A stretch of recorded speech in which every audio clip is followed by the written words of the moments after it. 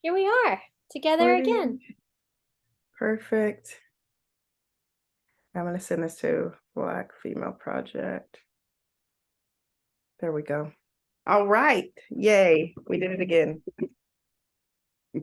Hi, Brandie. Hello, Crystal. I'm so happy to see you here and connect with you like this again. And I was so excited because I always feel so much better after talking with you. Our philosophical conversations always do something to my the essence of who I am. I like feel like a better person after hanging out with you. I feel so much better after talking to you. I really enjoyed our workshop. That was really, really fun. And we got a lot of good feedback. So, yay. I'm Yay so to that. glad. I'm so glad. Yeah, these first Sundays are something also that I'm looking forward to because of the yummy yumness of them. Yeah, it's good to be like, me. I'm always like, we could do it online, but I really do like, Being in person yeah, also. it's fun. It was fun. I Yeah. enjoyed it. So we have an interesting talk tonight.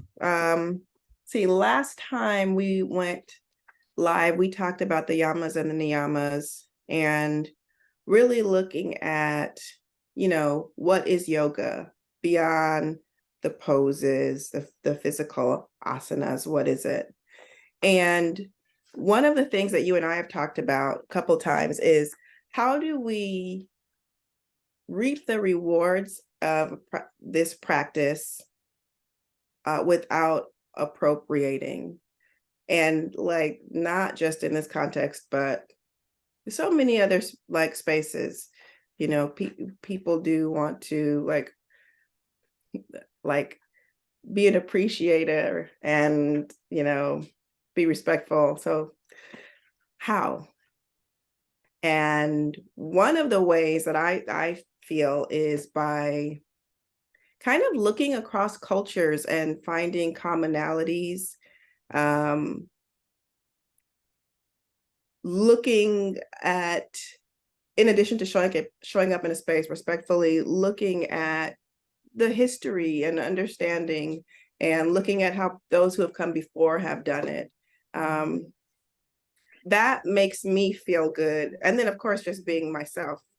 So that's got me thinking about Ma'at and ancient Egypt and some of these concepts that other cultures have participated in. Yeah, I Um, I love that you have found um and that you brought to the workshops these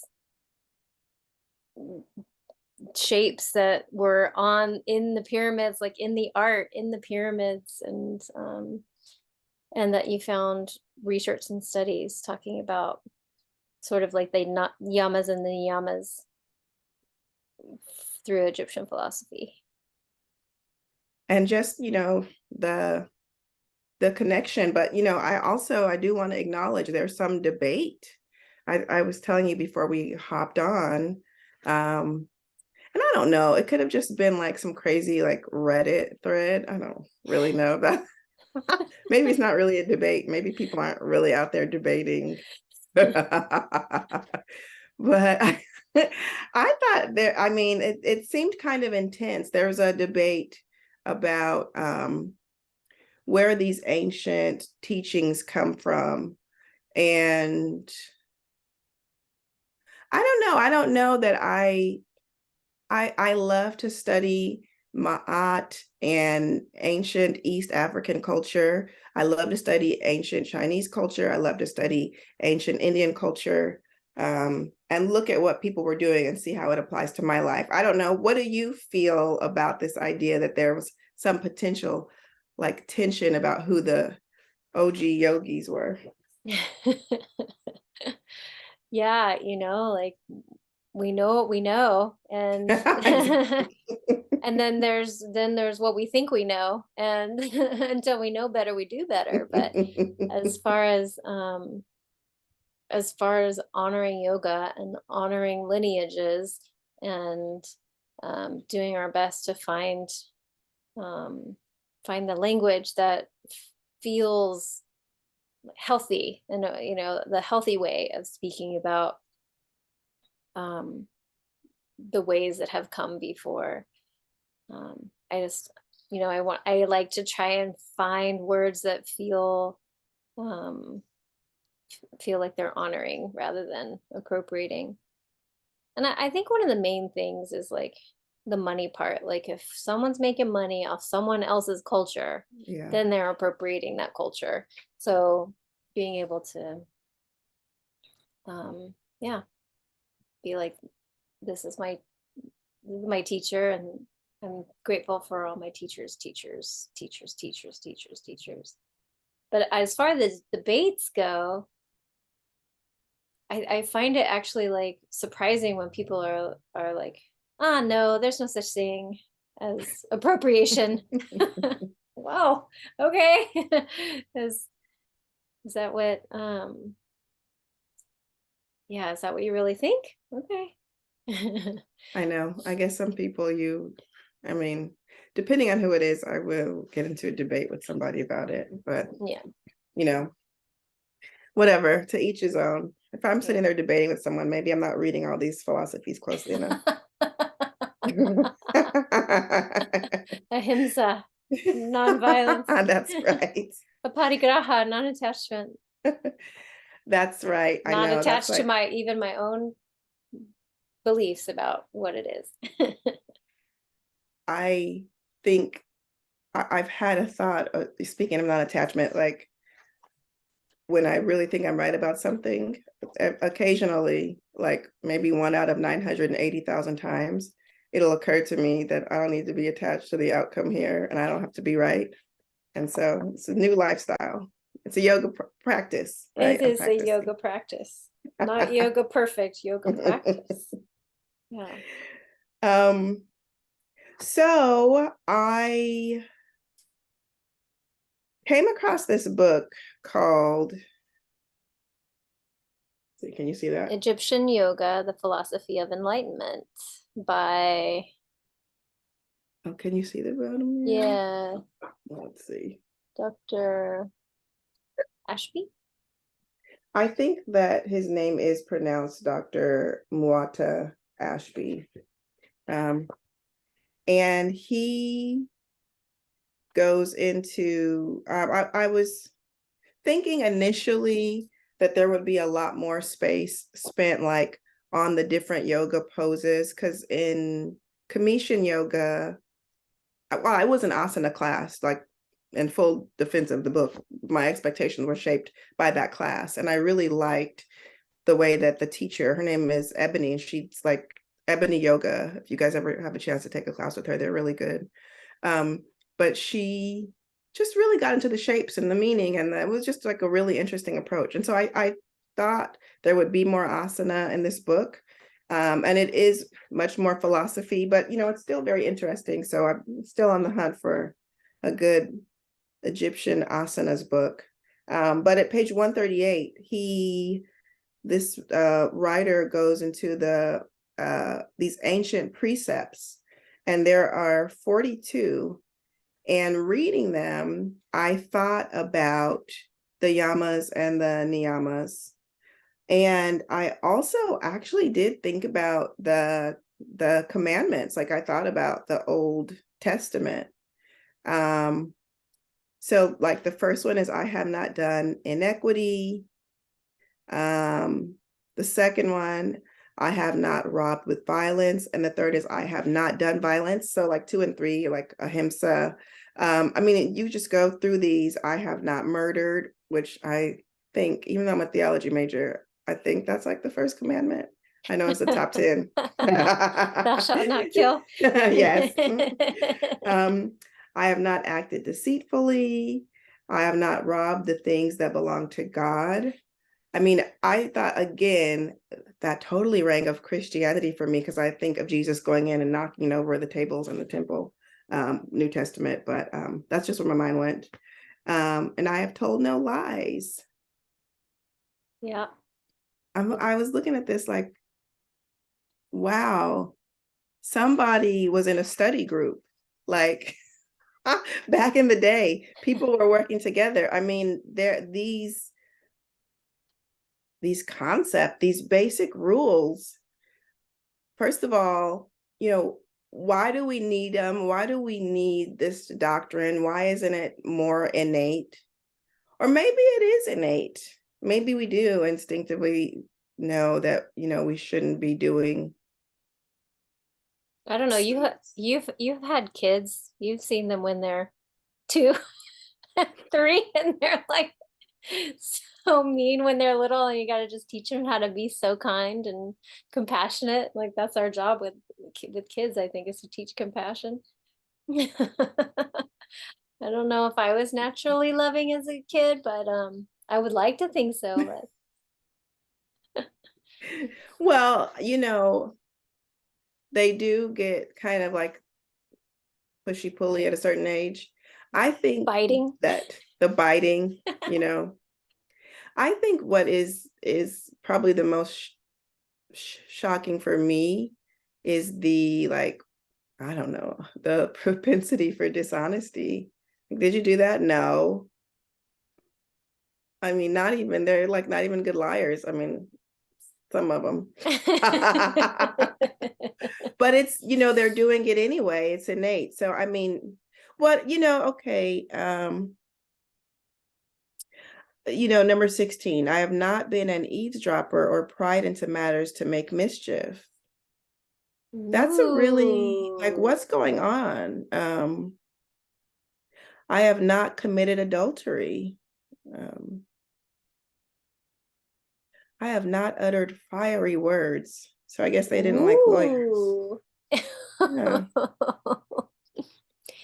Yeah, like fiery, I think of anger. It's like speaking in anger, which can turn into violence. Yeah, these these 42, what do they call them in the book? They're Precepts. precepts. Um, yeah, it's interesting. Like all of these ancient cultures, they all borrowed from each other. They were all trading with each other, and as it go as it's you know as it's being developed, adultery, like So interesting. yeah, and I wonder what, like, because some cultures weren't even monogamous, and yeah, so it's really interesting to me to see the overlap or the overlay. And also, that's such a good point about monogamy, because when you're going through life and you're trying to figure out, okay, what's going to work for me, sometimes it helps to have a little bit of context. And otherwise, I think you can find a little bit of difficulty when you try to be like strictly interpreting, ancient text. Sometimes just not going to work. It's just not going to work for you because, you're living, centuries later.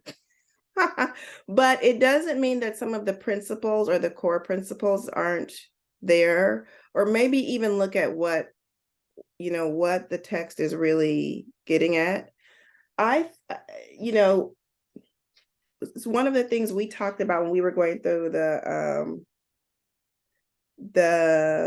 yamas was this like brahmacharya, Right. and this idea of like, does it mean abstinence? um and maybe it did at some point. I think having the history there and understanding if this is what this ideal scenario that this sage or monk or whomever it was, anybody who knows me, I think it's pretty fair to say that ship has sailed. I'm not going to be a monk or a sage, despite how clever I think I am. Right. So it's like but understanding the principle, maybe even just asking why, getting some context to ask why is that in there? Yeah. Yeah, why Oh, is Vital energy. That makes sense. Yeah. Yeah. Yeah. And potentially in the Egyptian precepts that you're looking at right there, the, not committing adultery, again, preserving someone's health and safety, and making sure that the lineage, like Yeah. knowing, you know, from the mother's line or the father's line, or just knowing that with holding land, or the way people pass down, I mean, the I think in Egypt it was a bloodline for the pharaohs, right? It was through the family line. You know, I'd have to do some research. I know one of the things that I've walked away with time and again when I've looked at both East African and West African cultures, I've been really awestruck by how centered women were. So I'd be curious to know, because I remember when we went to Ghana, learning about the very matriarchal nature of society. And of course, that's, you know, West Africa.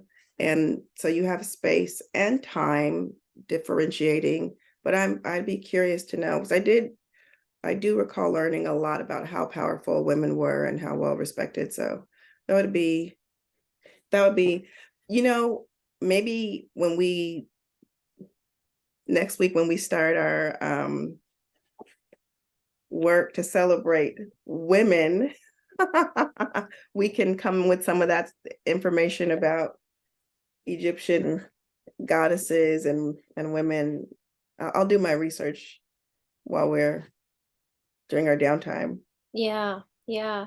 And I think when I first went to yoga school too, there was conversation of like all of the sages in India were men, but that's not true. There are many women who were, um, you know, holding positions of prayer. There are many women. So, but yeah, that's something that I'm interested in getting to the facts and the truth of, like, you know, from our westernized 200-hour yoga teacher trainings. Yeah. There's this sort of like cookie cutter type thing that was just passed down from our teachers, and then when it comes to things like being told that there weren't any women yogis, like, and that not being true, like, where did where did that idea originate, and why do we think in the West there weren't? Also, isn't it interesting and fascinating that you go to a yoga class somewhere and it is almost all women, and Yeah. like, I'm loving that there's more more genders showing up in the yoga communities, and more different genders teaching yoga too, which that inclusivity is what I'm very interested in, and how to make it more accessible for people who want to feel good in their bodies. Well, I definitely think that one of the things that we are going to do differently with our yoga teacher training is to focus on everyone.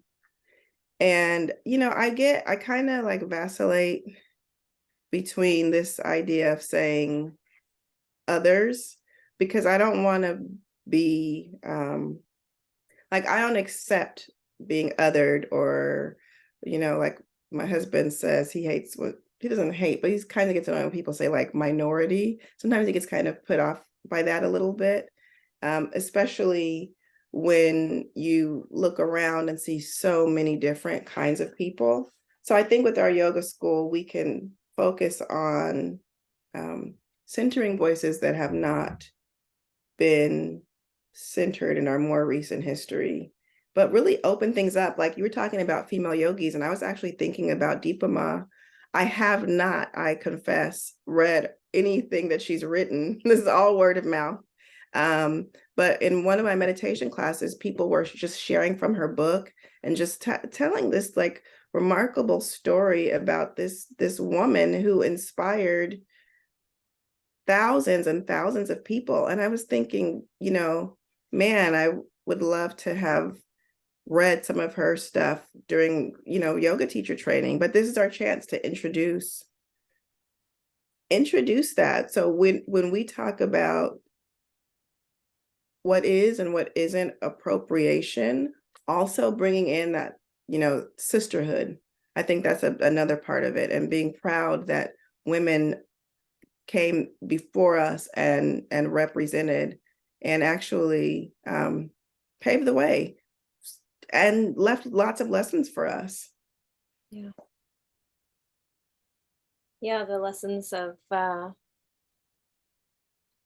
being available to evolve and change and discover um, what wants to be shared and talked about. Like when I was in yoga school, I didn't really second guess telling people to close their eyes. And then when I started studying like adaptive yoga and trauma-based yoga, like now I never tell anybody to close their eyes, because that's like potentially could activate someone's trauma if I tell them to do that and then they do that and then they have a trauma response in their body. So I think it's a process of discovery that I'm just willing to be on this ride of like, I'm going to do it wrong. I may be messy. Yeah. I may do some othering, and I'm definitely going to make mistakes, and we're all figuring this out in a way that that we're sharing information that's um, to help us all get current with like best practices and really, I think just talking about appropriation is the first step in stopping appropriation, facing it and being like, this is a real thing. My friend Anne says that she's been corrected. She said it so well. She's been so well intentioned and also so corrected, something like that. And I was like, that makes sense to me. Yeah, we can start out with the best of intentions, but we do have to be open to being corrected. And I also want to acknowledge something in the comments here. I love this. Like, this is exactly right. This is, my mom, this is like one of her favorite quotes from the Bible. I'm talking all about the Bible here, but I should, full disclaimer, I'm not a religious person, but anywho, she always says, when I was a child, I thought like a child, but when you turn away from childhood, you give up childish ways. I think the quote is also when I became a man, but I was trying to find some gender inclusive language. When I became a man, I gave up childish ways.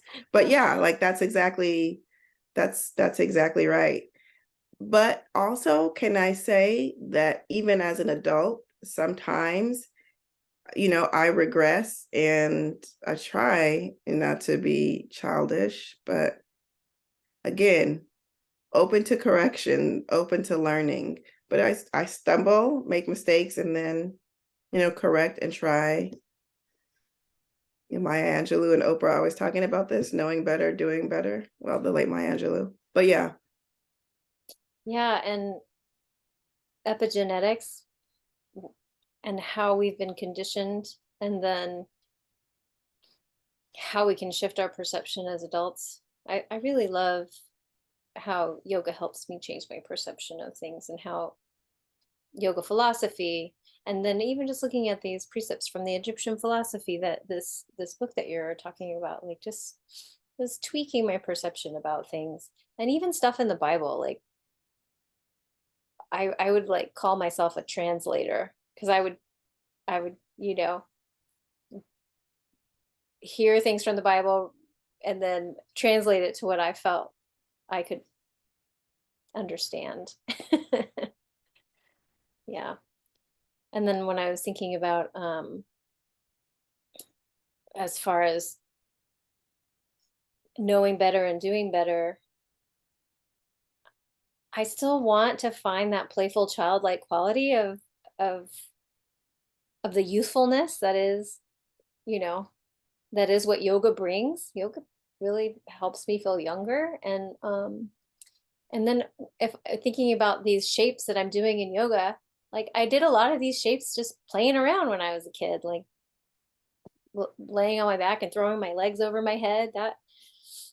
That was a move I did just playing around as a kid. And so that paradox of like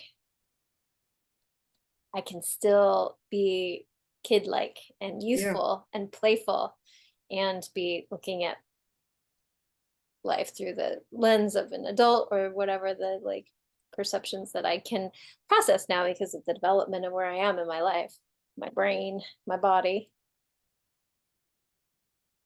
I think it's hard to believe, but we actually are just about at our time here.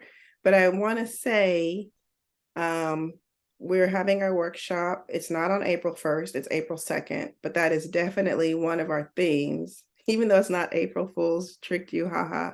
We're still hoping to bring some of that playfulness into the space because that, that's one of the reasons that you and I get along. I do try not to take myself too seriously. That's part of, I think, living a long, joyful life. Yeah. Yeah. And being able to, as, as I get older, I want to go this way. I want to like open my Mm. heart even more. I want to open up. I don't want to like fold and crouch over and like dry up like a dead leaf. I want to continue to blossom and continue to, Yeah. open to new ideas and be available to learn new ways, including new ways of speaking about things that feel friendly. And that's what I'm about. Iyanla calls that the true surrender. There's a great video of her talking about how that is what surrender really looks like. Thank you. Thank you so much, Brandie. This is so good. And thanks Thank for you. joining us and participating in this conversation. Really, really Oh, appreciate so this much time fun. together. Woo! Thank you. Thanks. Good night.